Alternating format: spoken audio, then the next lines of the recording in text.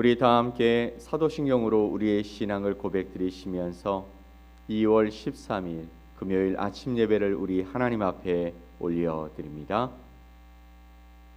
나는 전능하신 아버지 하나님, 천지의 창조주를 믿습니다. 나는 그의 유일하신 아들 우리 주 예수 그리스도를 믿습니다. 그는 성령으로 잉태되어 동정녀 마리아에게서 나시고 본디오 빌라도에게 고난을 받아 십자가에 못 박혀 죽으시고 장사된 지 사흘 만에 죽은 자 가운데서 다시 살아나셨으며 하늘에 오르시어 전능하신 아버지 하나님 우편에 앉아 계시다가 거기로부터 살아있는 자와 죽은 자를 심판하러 오십니다. 나는 성령을 믿으며 거룩한 공교회와 성도의 교제와 죄를 용서받는 것과 몸의 부활과 영생을 믿습니다. 아멘. 우리 찬송 304장 함께 찬양드리겠습니다.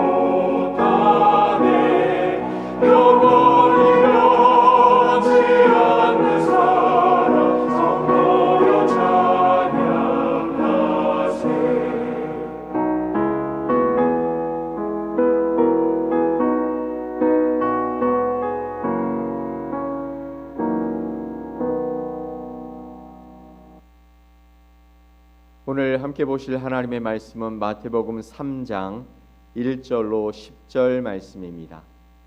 마태복음 3장 1절로 10절 말씀을 우리 한 목소리로 함께 말씀을 보겠습니다. 그때에 세례 요한이 이르러 유대 광야에서 전파하여 말하되 회개하라 천국이 가까이 왔느니라 하였으니 그는 선지자 이사야를 통하여 말씀하신 자라. 일러스되 광야에 외치는 자의 소리가 있어 이르되 너희는 주의 길을 준비하라 그가 오실 길을 곧게 하라 하였느니라. 이 요한은 낙타털 옷을 입고 허리에 가죽띠를 띠고 음식은 메뚜기와 석청이었더라. 이때에 예루살렘과 온 유대와 요단강 사방에서 다 그에게 나와 자기들의 죄를 자복하고 요단강에서 그에게 세례를 받더니 요한이 많은 바리새인들과 사두개인들이 세례 베푸는 대로 오는 것을 보고 이르되 독사의 자식들아 누가 너희를 가르쳐 임박한 진노를 피하라 하더냐. 그러므로 회개에 합당한 열매를 맺고 속으로 아브라함이 우리 조상이라고 생각하지 말라. 내가 너희에게 이르노니 하나님이 능히 이 돌들로도 아브라함의 자손이 되게 하시리라. 이미 도끼가 나무 뿌리에 놓였으니 좋은 열매를 맺지 아니하는 나무마다 찍혀 불에 던져지리라. 아멘. 오늘 하나님의 말씀 마태복음 3장 1절로 10절 말씀을 통해 광야에서 다시 시작하시는 하나님이란 제목으로 여러분과 하나님의 말씀을 나누겠습니다. 사랑하는 성도 여러분, 하나님은 왜 광야에서 말씀하실까요? 예루살렘, 이스라엘의 수도였던 예루살렘에는 하나님을 섬기는 성전이 있었습니다. 거기에는 하나님께 드리는 제사도 있었고 사람들의 종교적인 열정도 가득했습니다. 사람들은 그 중심을 바라보고 있었죠. 그런데 하나님의 음성은 광야에서 울려 퍼졌습니다. 왜일까요? 하나님은 언제나 사람이 기대하는 자리에서가 아니라 사람들이 지쳐있고 또 낙심하고 절망하는 자리에서 말씀하시기 때문입니다. 사실 광야는 우리가 아는 대로 화려하지 않습니다. 메마르고 또 적막하고 조용하고 때로는 외로운 곳이죠. 아무도 찾아오지 않는 곳, 누구의 음성도 들리지 않는 조용한 곳이었습니다. 그런데 성경을 보면 하나님은 중요한 순간마다 광야에서 사람들을 만나셨습니다. 우리가 아는 대로 이스라엘 백성들을 출애굽한 이후에 광야에서 하나님의 백성을 만들기 위해 그곳에서 연단하고 빚으셨고요. 또 다윗 왕을 광야로 내모셔서 그곳에서 하나님을 바라보고 하나님이 어떤 분이신지 고백하게 하고 그리고 하나님 앞에 자신의 온전한 삶을 드리도록 만드는 그 일에 준비시키셨습니다. 또 예수님조차 공생애를 시작하시기 전에 광야를 통과하셨죠. 사랑하는 여러분, 혹시 지금 여러분의 삶이 광야처럼 느껴지시는 분이 있으십니까? 계획은 있는데 길이 보이지 않고 또 기도는 하는데 응답이 더딘 것 같고 열심히 살아가는데 마음은 지쳐버린 그 시간 말입니다. 그러나 여러분 기억하십시오. 광야는 버려진 자리가 아닙니다. 광야는 하나님이 다시 시작하시는 자리, 하나님이 다시 시작하시는 때이기 때문입니다. 그 광야에서 오늘 말씀을 보면 한 음성이 울렸습니다. 2절 말씀을 볼까요? 회개하라 천국이 가까이 왔느니라. 회개하라 천국이 가까이 왔다라고 말씀하고 있죠. 회개하라. 하나님의 나라가 하나님의 통치가 가까이 왔다. 그러니 너희의 죄를 돌아보고 너희의 잘못들을 회개하라라고 말씀하고 있는 것입니다. 생각해 보면 여러분 세례 요한이 저 메시지를 외쳤을 때 얼마나 단호했을까요? 얼마나 강력했을까요? 그리고 그 말을 듣는 그곳에 모였던 사람들은 얼마나 마음이 찔려서 하나님 앞에 울며 통회하며 자복하며 하나님 앞에 회개했을까요? 그렇게 생각하다 보니 회개라는 이 말이 우리에게는 무겁게 생각되어집니다.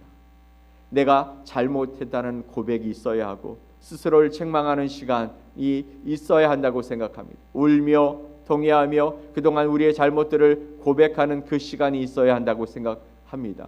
그런데 때때로 우리는 그렇게 생각합니다. 내가 뭐 그렇게 잘못했는데, 내가 잘못하는 것, 그것이 세상 모든 사람들이 행하는 그런 보통 평범한 일 아닌가라고 생각할 수 있지요. 그런데 그렇게 생각하다 보니 회개의 자리가 때로는 부담스럽고 회개의 자리가 어렵게 생각되게 됩니다. 그러나 여러분, 회개는 단지 자책하는 것만이 아니요. 회개라는 이 말이 헬라어로는 메타노이아라는 말인데, 이 메타노이아는 방향을 바꾸는 것이라고 말씀하고 있습니다. 고개를 드는 것이죠. 또 몸을 돌리는 것입니다. 회개는 단지 자책만 하고 있는 것이 아니라 방향을 바꾸는 것, 고개를 들고 몸을 돌리는 것이다 라고 말씀하고 있습니다. 회개는 하나님께 혼나는 길이 아니라 바로 하나님께 다시 돌아가는 길이기 때문인 것이죠. 집을 나갔던 아들이 아버지의 집을 향해서 발걸음을 돌리는 그 순간처럼 회개는 이미 하나님의 은혜가 시작된 자리인 줄 믿으시기 바랍니다. 여러분, 후회는 나를 묶습니다. 과거에 대한 우리의 후회는 그것 때문에 우리의 발목이 잡히게 되죠. 그러나 회개는 나를 살리는 것입니다. 회개는 이제 돌이켜 내가 가던 곳 그 방향을 돌이켜서 내가 고개를 들고 몸을 돌려 다른 곳으로 가는 것이기 때문입니다. 회개는 멈춤이 아니죠.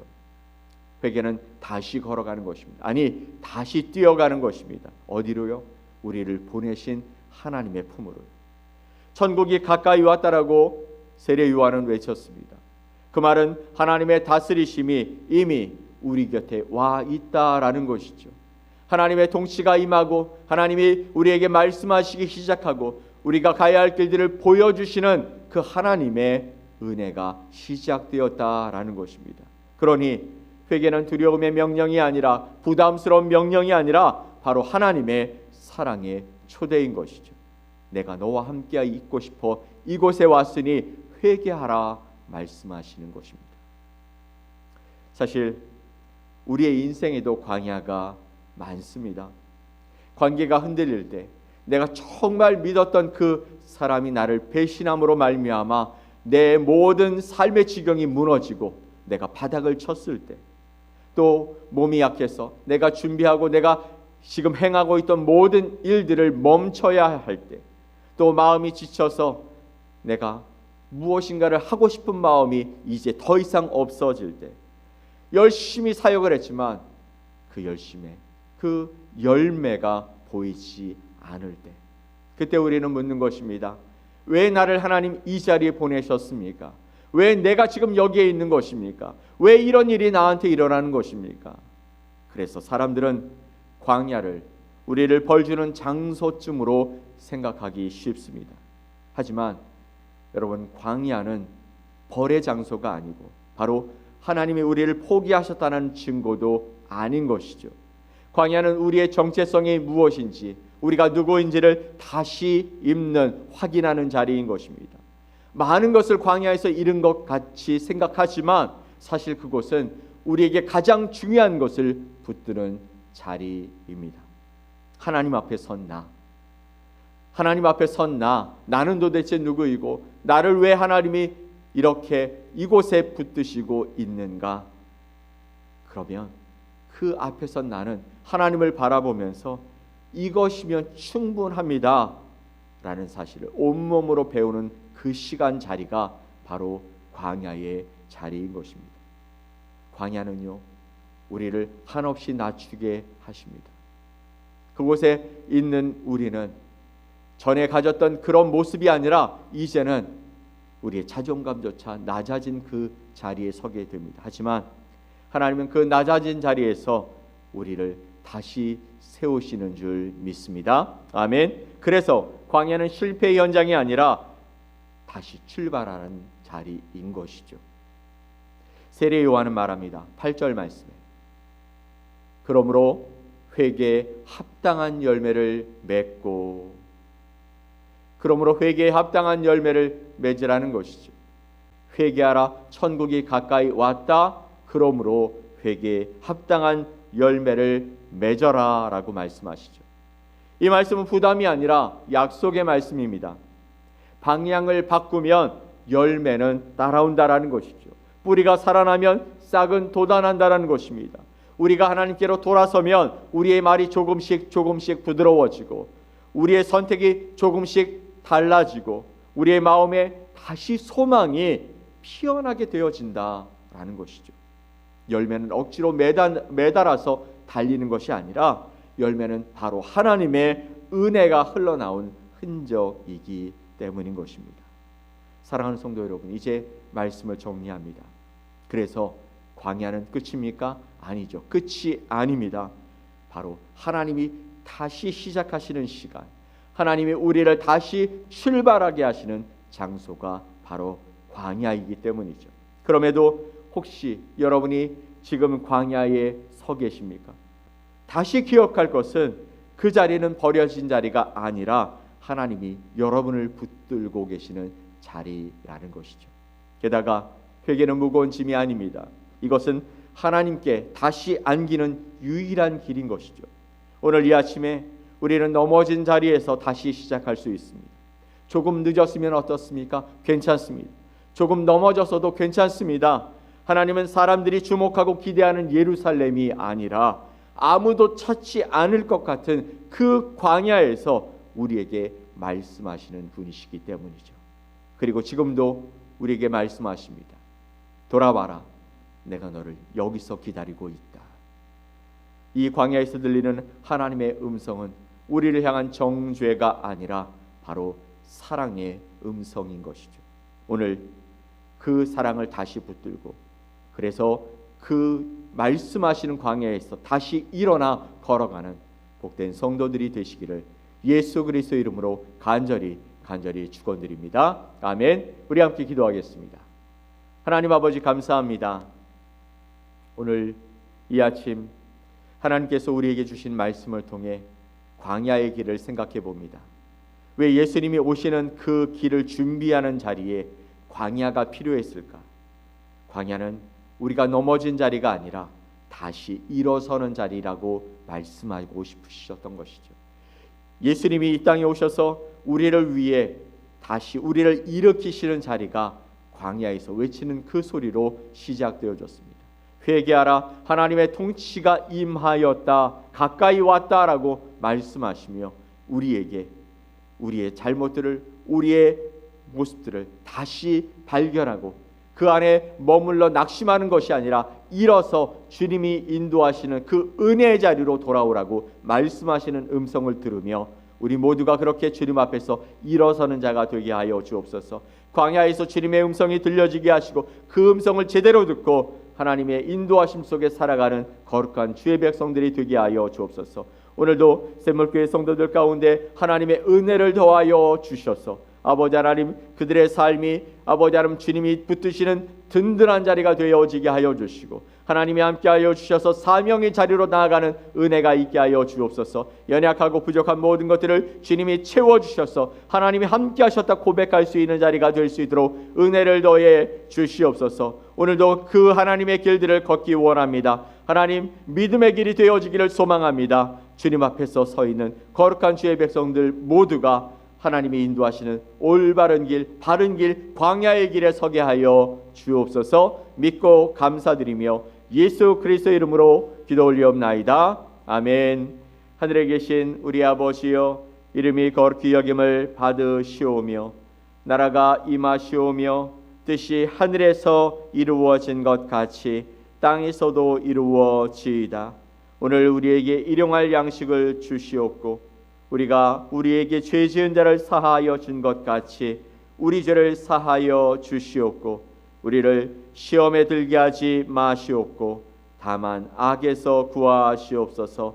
나라와 권세와 영광이 아버지께 영원히 싸움나이다. 아멘.